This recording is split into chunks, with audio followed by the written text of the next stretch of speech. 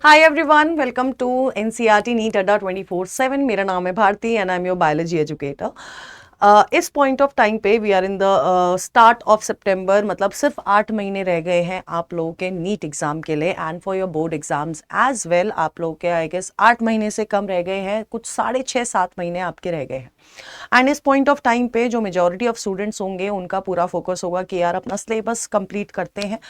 और सिलेबस जब हम लोग कंप्लीट कर रहे हैं तो यार पता है there is a big difference. अगर मैं किसी ऐसे स्टूडेंट की बात करूं जो कि एक एवरेज स्टूडेंट है और एक ऐसे स्टूडेंट की बात करूं जो कि टॉपर है, एक ना बहुत मेन डिफरेंस रहता है। वो होता है जो टॉपर होते हैं ना, दे प्लान एवरीथिंग, उनका बहुत स्ट्रैटेजिकली चलता है। वो ये नहीं करेंगे कि आज लेक्चर देख लेता हूं, आज इस चैप्टर को कंप्लीट कर लेता हूं, फिर अगले चैप्टर पे तुरंत चला जाऊंगा तुरंत।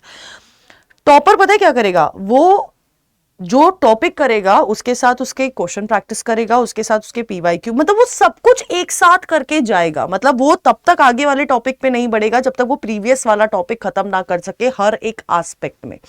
सो वो बहुत स्ट्रैटेजिकली चलेगा और वो उतना टाइम भी नहीं लेगा जितना टाइम तुम्हें लग रहा होगा। तुम इस समय अपने सिलेबस, स्कूल और अगर मैं कहूँ सेल्फ स्टडी, कुछ भी बैलेंस, मतलब बहुत मुश्किल हो रही होगी इस पॉइंट ऑफ बैलेंस पे।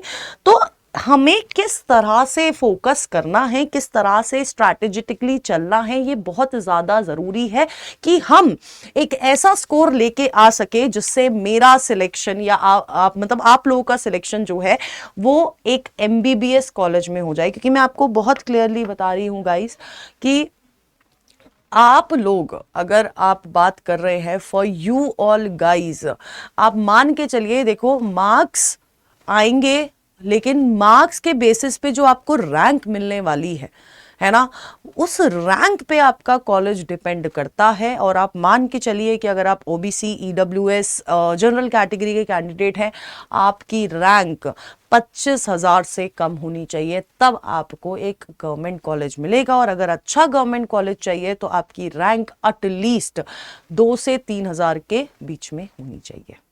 मैं आपको बिल्कुल ट्रुथ आपके ऊपर फेंक रही हूं। अब now it depends on you कि आपको कोई भी मेडिकल कॉलेज चलेगा या फिर एक अच्छा मेडिकल कॉलेज चलेगा। क्योंकि अगर आप चाहते हैं अपने आप को डिफ्रेंशिएट कर सकते हैं कि मैं अच्छे में काम चलाऊंगा या मैं कुछ में भी काम चला लूंगा, तो now it depends on you कि आप ये वीडियो पूरी देखेंगे या नहीं देखेंगे। Because I am going to help you कि आपको एक अच्छा मेडिकल कॉलेज मिले। ठीक है, सबसे पहली चीज मैं आपको बताती हूँ, आपको अपना डे जो है एक दिन पहले ही प्लान करना पड़ेगा। मैं बहुत क्लियरली बोल रही हूँ, मतलब ये तुम्हें लग रहा होगा कि मैम ये वही चीज बोल रहे हो, वही चीज बोल रही हूँ क्योंकि ये ट्राइड एंड टेस्टेड है बेटा जी।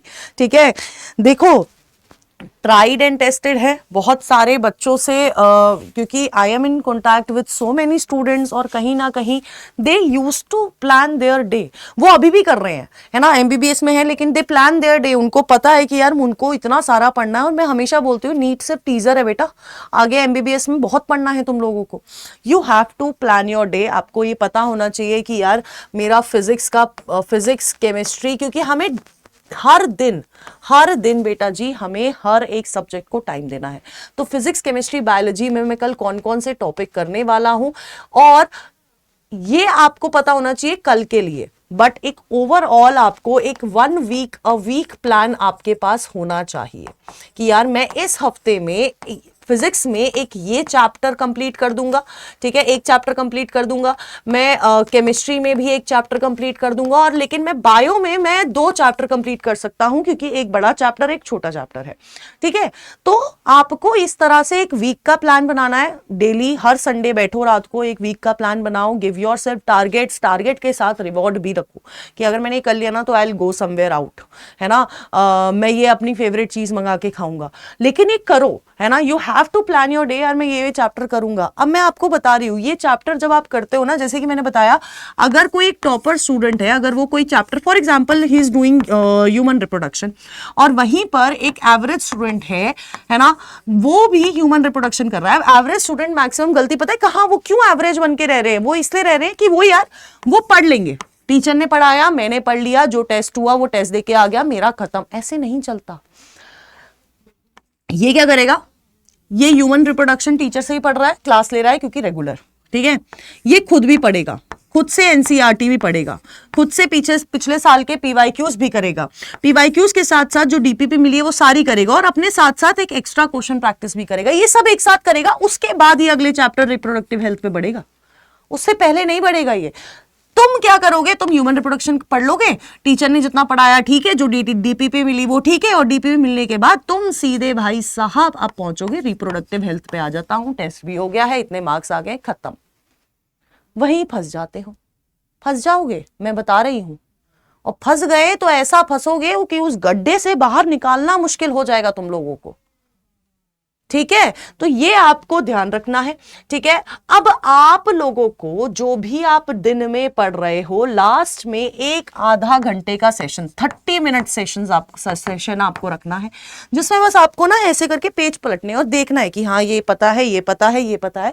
इसको हम लोग कहते हैं एक्टिव रिकॉल। ये आपको एक्टिवली रिकॉल करना है, एंड बाय द एंड जिस दिन आप अपने अगले वीक का सिलेबस बनाओगे, उससे पहले आपने पूरा वीक में जो जो पढ़ा उसको आपको एक बार रिकॉल करना है। Revision is the key.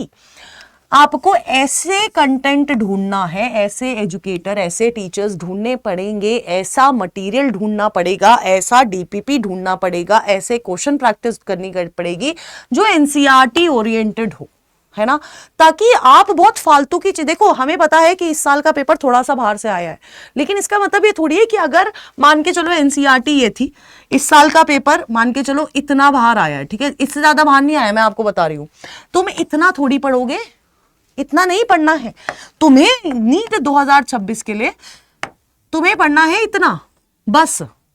तो ये जो फालतू का तुमने पढ़ा, इधर टाइम लगाया, वो तो गया ना वेस्टेज। तो तुम्हें ऐसा कंटेंट चाहिए जो तुम्हें सिर्फ इतना पढ़ाए, इतना एक्स्ट्रा पढ़ाए बस।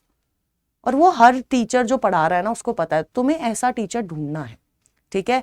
तो इसके साथ साथ तुम्हें अपने short term target based study करनी है। जैसे कि मैंने तुम लोगों को बताया कि हफ्ते का ये टारगेट फिक्स करो। तुम बोलो कि ओहो इतना मैंने कर लिया है, आज मैं मोमोज खा के आऊंगा, आज मैं अपने दोस्त के साथ आधा घंटा बाहर जाऊंगा। गिव योरसेल्फ रिवॉर्ड्स, है ना। अपने घर पे मम्मी को बताओ कि आज मेरा ये टारगेट है, मैंने कर लिया पूरा। यू विल फील मोटिवेटेड कि हाँ यार मैंने कर लिया, उससे भी कॉन्फिडेंस बूस्ट होता है, ठीक है। एंड एट द एंड ये जो मैं बोल रही हूँ ना, हफ्ते में रिवॉर्ड्स दो इसलिए दो क्योंकि यार कहीं ना कहीं they will give you peace. ये बहुत जरूरी है। मेंटल स्टेबिलिटी इस पूरे 1 साल के लिए, 8 महीने के लिए बहुत जरूरी है, क्योंकि जैसे जैसे तुम नीट के पास जाओगे ना, तुम्हारी मेंटल स्टेबिलिटी हिलती जाएगी। एंड बहुत बहुत बहुत ज्यादा जरूरी है इसको पीस आउट करना। तो डू एक्टिविटीज, जो मतलब महीने में एक बार बाहर जाओ, लेकिन जाओ यार, है ना। इसका पीस आउट होना बहुत जरूरी है। ये पीस में नहीं है तो तुम कुछ नहीं कर पाओगे, ठीक है। तो you have to peace out. And सबसे इंपॉर्टेंट चीज ये है कि please now buckle up guys, backlog है, बैकलॉग क्लियर करो, प्लान योर डे नाउ। अब बस हमें दिमाग में ये होना चाहिए कि अब हमें नीट 2026 क्रैक करना है, मुझे अपना बोर्ड्स के लिए इतने अच्छे से पढ़ना है, और मैं सब कुछ एक साथ मैनेज कर लूंगा, कर लूंगी। ये तुम्हारे दिमाग में होना चाहिए, शायद नहीं आना चाहिए तुम्हारे दिमाग में। तुम्हारे दिमाग में होना चाहिए कि कर लूंगा, मैं नहीं करूंगा तो कौन करेगा, है ना। तो ये तुम्हारे दिमाग में होना चाहिए, ठीक है। तो stay updated, stay tuned on NCERT NEET Adda 24/7, and all the best. I know you can do this.